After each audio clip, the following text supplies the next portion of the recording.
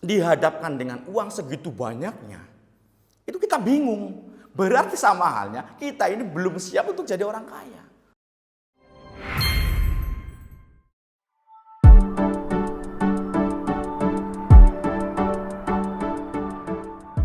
Oke, Assalamualaikum warahmatullahi wabarakatuh.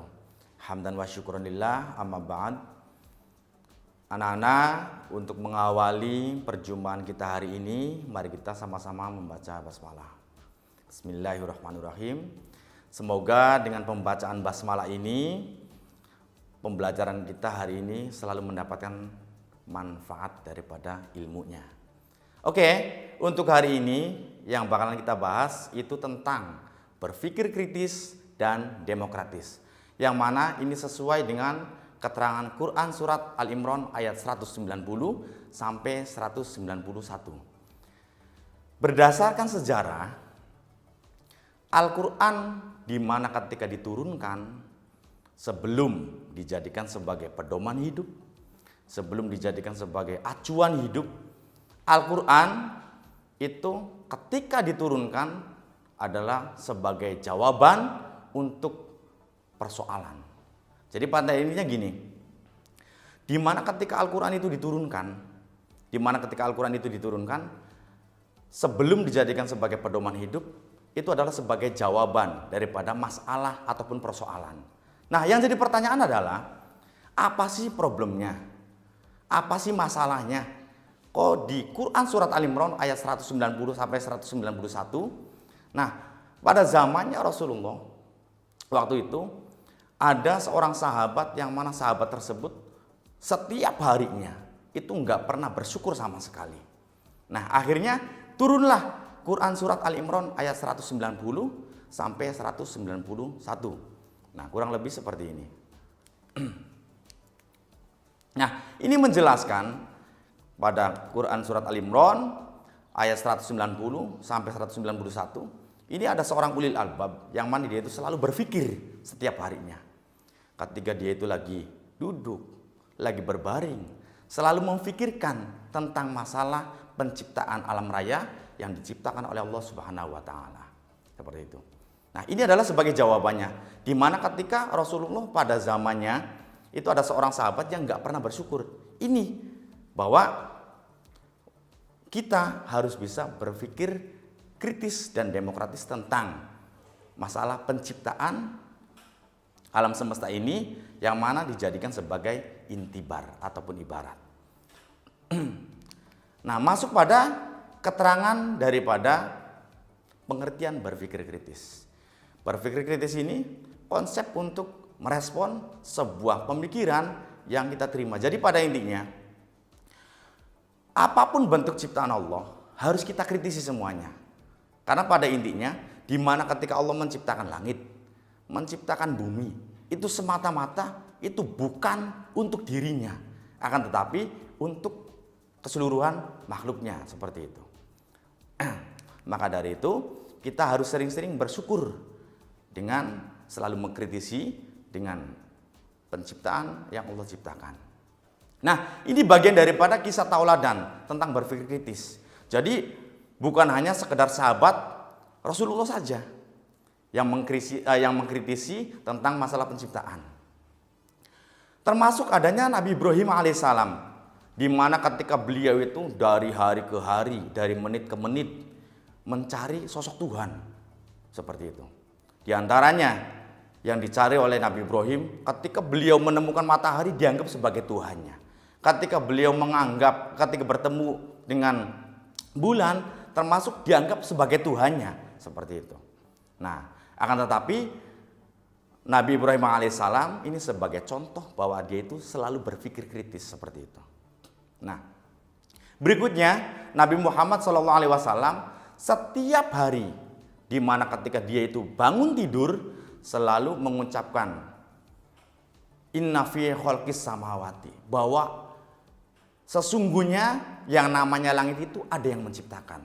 Nah, kembali lagi ke berpikir kritis. Tentang masalah berpikir kritis, oke, kalian bisa lihat teks yang ada di belakang layar Bapak ini, bahwa Di mana ketika kita selalu mengkritisi, selalu berpikir kritis tentang masalah penciptaan alam semesta raya ini, maka kita dengan sendirinya setiap hari selalu bersyukur seperti itu. Nah, seperti halnya ketika kita melihat langit, langit menurunkan hujan, hujan untuk makhluknya. Alhamdulillah kita mendapatkan hujan seperti itu. Seperti halnya ketika Allah menciptakan lautan yang mana isi di dalamnya adalah ikan. Nah, itu juga harus kita syukuri. Di mana ketika Allah menciptakan sesuatu itu totalitas untuk makhluknya seperti itu. Nah, berikutnya, kenapa sih kita harus pandai berpikir kritis? Toh di dalamnya ada hikmah daripada yang namanya berpikir kritis seperti itu. Nah, yang pertama, kalian bisa lihat di belakang ini. Dapat menangkap makna yang tersembunyi dalam penciptaan semesta raya ini. Nah, seperti halnya gini. Karena yang namanya Al-Qur'an, itu ada Al-Qur'an yang disebut sebagai Quran Mushaf, ada juga yang disebut dengan Quran Kauniyah, seperti itu. Kalau yang namanya Quran Mushaf itu yang sering setiap hari kita baca dari Alif Lam Mim sampai di An-Nas seperti itu. Nah, itu yang disebut dengan Quran Mushaf. Nah, terus apa yang disebut dengan Quran Kauniyah? Nah, alam raya ini itu yang disebut dengan Quran Kauniyah. Nah, dengan adanya Allah menciptakan alam ini, itu semuanya adalah Al-Quran yang disebut dengan Al-Quran Kauniyah. Apa sih gunanya? Ini sebagai intibar, diibarat. Nah, salah satu contohnya gini, di mana ketika Allah menciptakan semut, tahu semut? Nah, semut, ya, semut setiap hari selalu disibukkan, malam hari, siang hari, bahkan yang namanya semut itu tidak kenal yang namanya lelah. Ada enggak sih ketika kita melihat semut, itu semut lagi tidur? Enggak ada, ya. Yang jelas semut setiap hari, ya, setiap hari itu selalu sibuk. Nah, itu sebagai garis besar daripada intibat ibarat. Karena kita membaca Quran Kauniyah seperti itu. Membaca Quran Kauniyah. Nah, berikutnya lagi Allah menciptakan lebah. Yang namanya lebah juga sama aktivitasnya kayak semut, ya. Setiap hari beraktivitas. Nah, kita bedakan antara semut dengan lebah. Yang namanya semut itu setiap hari sibuk, tapi sibuknya semut itu tidak bisa memberikan manfaat terhadap orang lain. Maka dari itu, kenapa sih kita harus kritis? Karena pada intinya di mana ketika kita selalu mengkritisi tentang masalah penciptaan, tentang alam raya ini, makhluk-makhluk Allah ini, nah, maka itu dijadikan sebagai intibar, ibarat. Jangan sampai kita ini semuanya itu sama seperti halnya semut. Setiap hari kesibukan itu terjalin, ya. Setiap hari beraktivitas, tapi tidak pernah memberikan manfaat terhadap makhluk yang lainnya. Seperti itu. Itu semut, ya.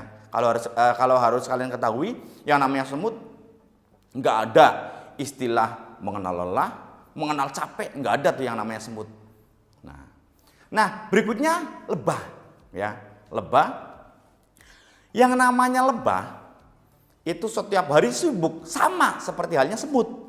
Akan tetapi yang namanya lebah itu bisa memberikan manfaat terhadap orang lain, diantaranya muncullah madu seperti itu. Ya, itu bisa memberikan manfaat terhadap makhluk yang lainnya. Maka di sini garis besarnya, kenapa kita itu harus bisa kritis tentang masalah penciptaan alam semesta raya ini, khususnya makhluk-makhluk yang Allah ciptakan itu dijadikan sebagai intibar. Kita harus kritisi semuanya, jangan sampai apa adanya seperti itu. Jangan sampai apa adanya, harus dikritisi. Kenapa sih Allah itu menciptakan ini? Kenapa sih Allah menciptakan ini? Nah, itu harus dibaca, harus dikritisi seperti itu. Nah, di mana ketika kita selalu mengkritisi tentang masalah penciptaan seluruh makhluk yang Allah ciptakan, maka dengan sendirinya kita selalu bersyukur dan bersyukur seperti itu. Nah, Kadang-kadang kita berpikir, selama ini ketika kita hidup di dunia, selalu berpikir bahwa, duh, kok yang namanya kita setiap hari miskin terus. Kapan sih kayaknya? Seperti itu. Nah, itu dengan sendirinya mengurangi bersyukur seperti itu. Hampir semua orang itu ketika ditanya satu persatu, pengen jadi orang yang kaya apa tidak? Pasti jawabannya. Ketika Bapak tanya ke kalian bahwa kamu pengen jadi orang kaya apa tidak? Pasti jawabannya pengen kaya. Nah, akan tetapi di mana ketika kita telusuri, ketika kita kritisi, ternyata kita itu belum siap jadi orang kaya. Salah satu contoh gini. Di mana ketika kalian mendapatkan satu kantong yang berisikan uang 3 miliar misalnya. Pasti yang ada di benak kalian, ini mau beli apa ya? Mau buat apa ya? Apa beli mobil? Apa buat sawah? Ataupun yang lainnya. Ketika kita dihadapkan dengan uang segitu banyaknya, itu kita bingung. Berarti sama halnya kita ini belum siap untuk jadi orang kaya. Seperti itu.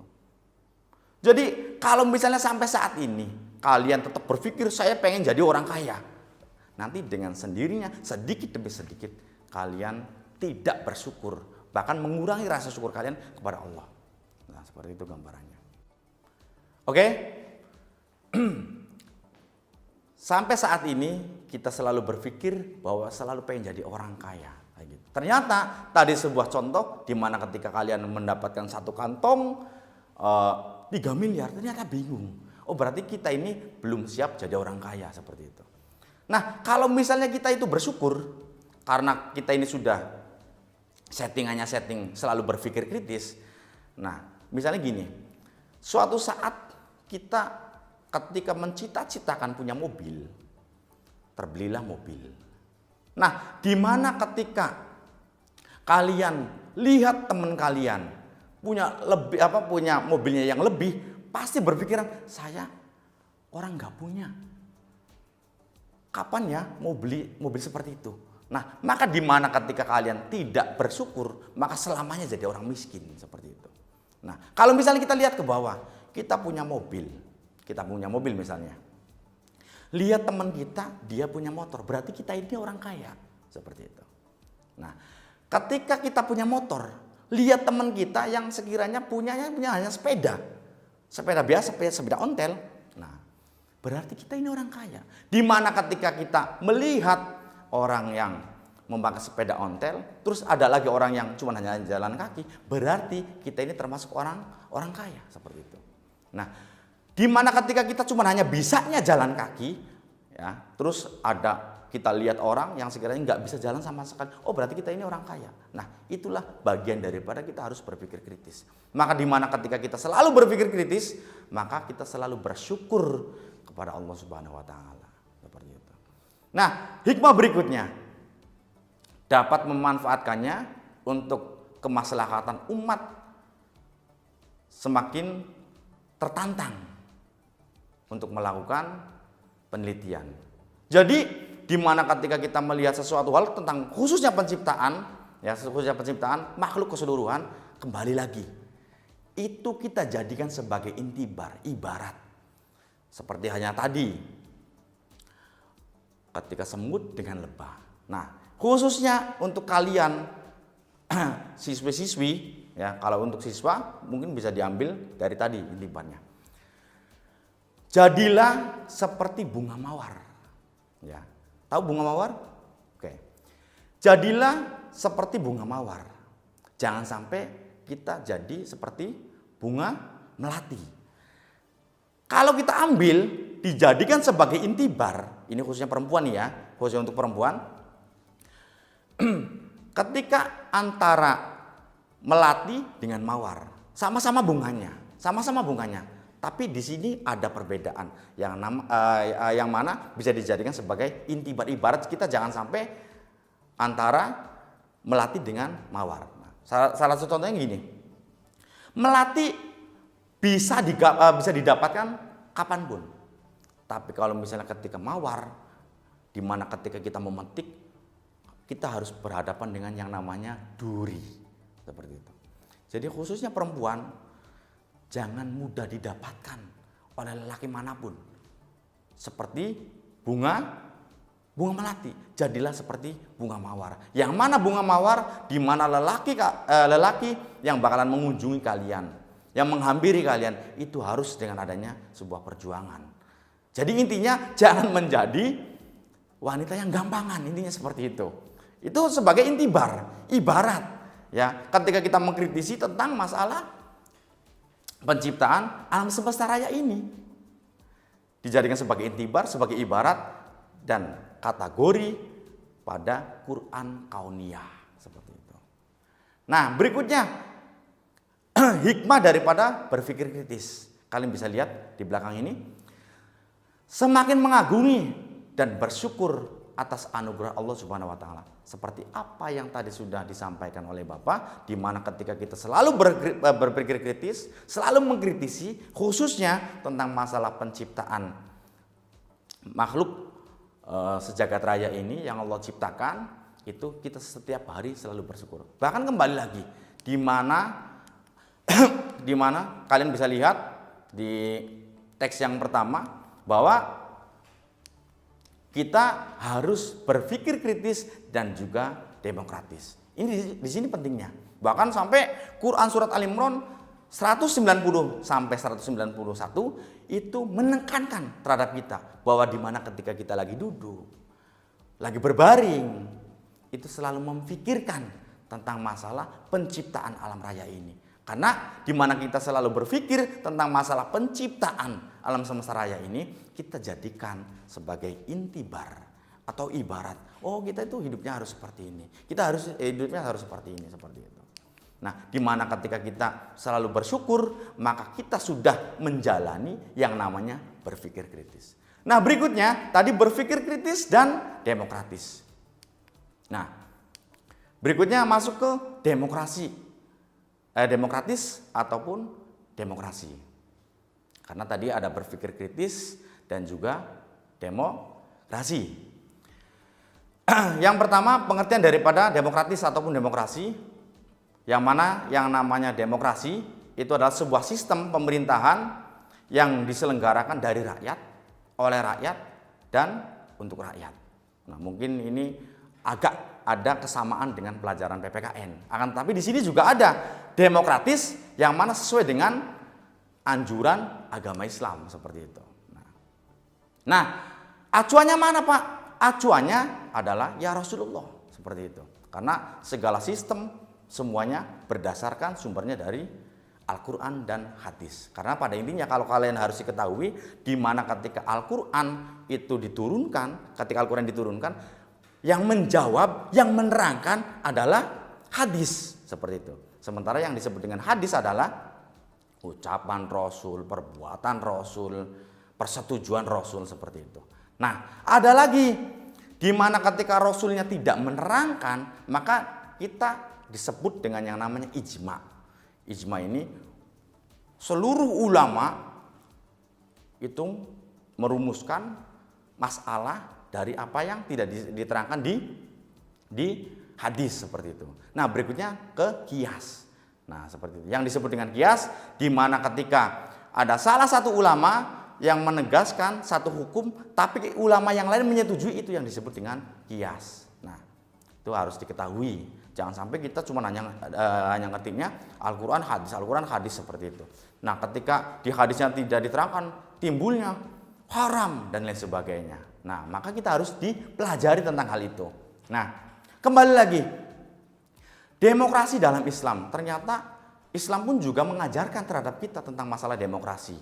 Bukan hanya berbicara pelajaran umum saja, masuk kepada pendidikan agama Islam pun juga ada yang disebut dengan demokrasi dalam Islam. Nah, ini anjuran Rasulullah. Rasul bahwa dulunya selalu mengajak istrinya bermusyawarah seperti itu.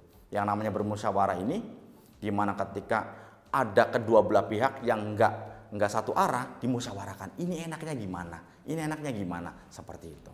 Jangan asal ambil keputusan selesai, ambil keputusan selesai. Nah, seperti itu. Maka di sini Islam mengajarkan kita harus bisa berdemokrasi sesuai apa yang sudah diajarkan oleh Rasulullah. Bahwa Rasulullah dulunya mencontohkan mengajak istrinya sebelum mengajak para umatnya, istrinya dulu yang diajak bermusyawarah seperti itu. Nah, jadi kita ini penekanan terhadap kita semuanya bahwa kita ketika mendapatkan masalah ataupun problem, kita musyawarahkan seperti itu. Nah, berikutnya Rasul mengajak masyarakat juga bermusyawarah. Tadi yang pertama tentang keluarganya dulu. Nah, keluarganya dulu, setelah keluarganya sudah berjalan, maka baru dengan masyarakat seperti itu. Nah, itu yang dianjurkan oleh Rasulullah tentang masalah bermusyawarah. Nah, salah satu contohnya terbukti dengan adanya Piagam Madinah. Kalau harus diketahui, Rasulullah itu pure orang Mekah. Tapi kenapa bisa memimpin di Madinah? Itu yang jadi pertanyaan. Sementara orang Madinah itu menganggap welcome, selamat datang kepada Rasulullah seperti itu. Nah, itu bahwa sebuah bukti bahwa yang namanya musyawarah itu sangat penting seperti itu. Musyawarah sangat penting. Yang mana yang namanya musyawarah menjadikan keduanya ketika enggak satu jalan jadi satu jalan seperti itu. Apapun bentuk masalahnya, apapun bentuk problemnya, kita musyawarahkan. Berikutnya, selain daripada Rasulullah menganjurkan terhadap keluarganya, terhadap masyarakatnya, di sini juga Allah menyuruh kita untuk bermusyawarah seperti itu. Nah, bahwa bukan hanya sekedar Rasul saja. Oh, ternyata kenapa sih Rasul itu mengajak kita untuk bermusyawarah? Di sini juga ada seruan daripada Allah. Bahwa Allah menyerukan terhadap kita semuanya ketika kita mendapatkan problem.